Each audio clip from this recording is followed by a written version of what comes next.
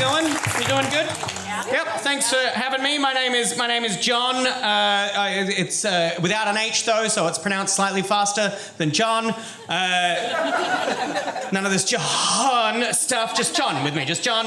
And but this is what I do. I travel around the world. For the last 10 years, I've traveled around the world just performing at comedy festivals and doing comedy shows. And that's what I've done in the last sort of 10 years of my life. And it's allowed me to go to like over 50 countries. I've performed at like over 120 festivals in the world. And you get to do a bunch of different shows in different places. I've performed in jails. I've performed on cruise ships, which are kind of the same thing when you think about it. But a couple of years ago, I did the Edinburgh Comedy Festival. Now, does everyone know the Edinburgh Comedy Festival? It's the biggest festival, yeah, it's the biggest festival there is in the world, and I've done it a bunch of times. But the way I explain Edinburgh is the first time I did Edinburgh, I shared a room with a little-known comedian, just the green room with a little-known comedian called David Hasselhoff. That's the kind of thing that Edinburgh is like. Yeah, David Hasselhoff had a show right before mine, and I'm not going to ruin his show, but let's just say he kicks down a styrofoam Berlin Wall in that show. And I just see him do this every night for 30 nights. He's a good actor. For a while, I just thought that's how that happened. David Hasselhoff just came in and went, it's over. That's what I thought. But the last time I did Edinburgh, I did 3 shows a day for 30 days, 3-hour-long shows, and I did my show, which is called Fire in the Meth Lab. That is a show about my brother becoming a meth head and going to jail. It's a pretty lighthearted tale, that one, and it really resonates with Portland audiences. And then I did another show, and they asked me to do a third show every day of Edinburgh for 30 days, and guess what the third show they asked me to do was? Kids show. A kids show. They thought the meth guy could do a kids show. And I thought, no, Jon, you're a professional. You're doing Edinburgh. You can do a kids show. It's easy. You just don't swear. Kids, they're just like little drunk adults. It's fine. You can do a kids show. So I did 30 days of a kids show in Edinburgh. On my first show, I walked onto the stage, and it was an audience of about 200 kids. Not bragging, just 200 kids were there. And I walked onto the stage, and as soon as I started talking, this little kid just stood up in the middle of the audience, walked through the audience, climbed up onto the stage with me, and just stood here in front of me, just eating a bag of chips. Just went, yep, that's right, my chips here with you on stage. This is the first 5 minutes of my first show. And I'm like, okay, he's just going to do that. I don't know what to do about this. Just keep on going, Jon. You're a professional. Just keep on going. And so I continue on with my show with this kid just eating his chips, just looking up at me like that. I've never had anyone look up at me before, but this is what this kid is doing. And I continue on with my show when I see another kid stand up, walk around the side of the audience, also climb up onto the stage. And he just starts pushing his back against mine like this. This kid's eating his chips. This kid's pushing his back against me. And then finally, I just turn to this kid and just say, what are you doing? And he turns to the audience of 200 kids and just says, I'm only 7 and I'm as tall as you. Biggest laugh I got in 30 shows was that kid saying that to the audience. There's nothing worse than bringing about childhood bullying than 199 kids just going, ha ha ha, look at the small adult.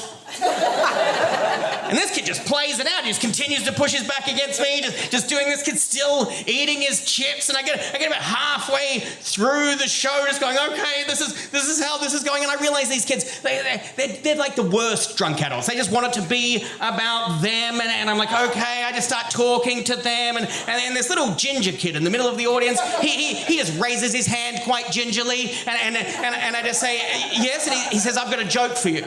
And I was like, oh, okay. And he said, knock, knock. Who's that? Europe.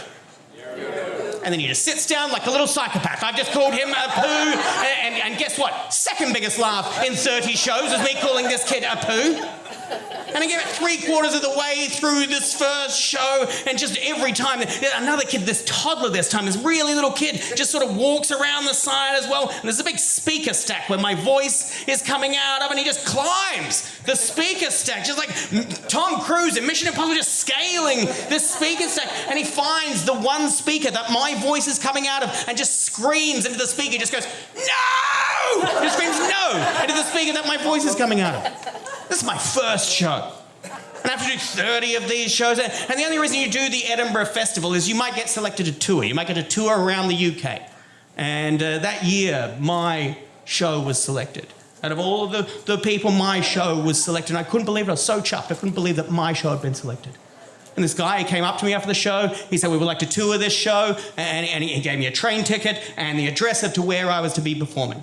And so after Edinburgh finished, after 30 days of these kids' shows and this sort of stuff, I got the train to this place called Easingwold. Now, does anyone here know where Easingwold is? The population of Easingwold is smaller than the population in this room right now.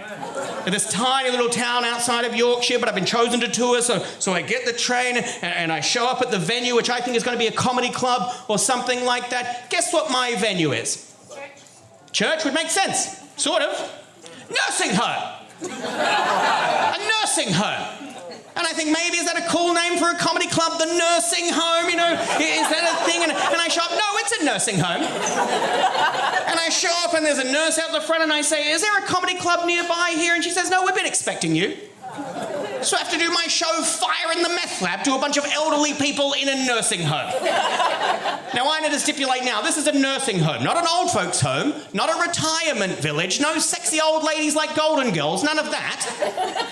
This is a nursing home where the audience are wheeled out in front of me and most of them just sit in their chairs like this. And I think, no, Jon, you've been selected to tour, just do your job, just do your job. So I do my show to about 40 elderly people, not bang, just 40 elderly people there. And I start to do my show, and as soon as I start talking, there's an old lady in the very front row. She just thinks I'm a visiting relative.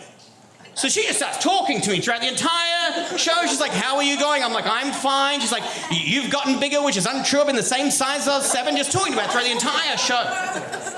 And then she turns this woman next to her, hasn't even looked in my direction, just sitting in her chair like this. She turns to this woman and just says, he's handsome, isn't he? And this woman who hasn't even looked at me just goes, and then just mumbles, too short, too short, too short. She hasn't even looked at me. She didn't even, is she negging me? I don't know. She didn't even look at me. She didn't even know. I could be in the distance for sure. She knows how tall I am. But this woman thinks I'm too short. This woman thinks I'm a visiting relative. And then there's an old man up the back who's just decided to tut and say no after everything I'm saying. So I continue on with my show with this old man at the back just going, no, no, no, no, don't like this, no, no. And I continue with the show because I'm a professional. And I continue on, and then this old lady in the middle of the audience, she just raises her hand like this, and I just go, okay, I guess this is how this is going. Yes. And she just says, I don't know what's going on. Can you take me home, please? And I say, I think you are home. I don't know what this means. And the woman who thinks I'm a visiting relative, she turns to this woman and she says, press your buzzer, love. And they've all got these buttons, these buzzers hanging around, chains around their necks. This woman presses her little button, and then a nurse comes in and wheels her away. Then can you guess what happens? Buzzers going off throughout the entire show until the entire audience is wheeled out of the room. There's 3 people left. The woman who thinks I'm a visiting relative, the woman who thinks I'm too short, and the old man saying no. He's decided to say for the entire of this show, just to go, no, no, no, no, don't like this, no. Finish the show, because I'm a professional, ready to cry. And at the end of the show, I just say, thank you very much. And the woman who thinks I'm a visiting relative, standing ovation from her, standing ovation, which is amazing because she's in a wheelchair. And as they're wheeling away the woman who thinks I'm too short, the nurse just says, did you enjoy that, love? And finally, the woman turns her head and just says, it was better than sitting in my room alone.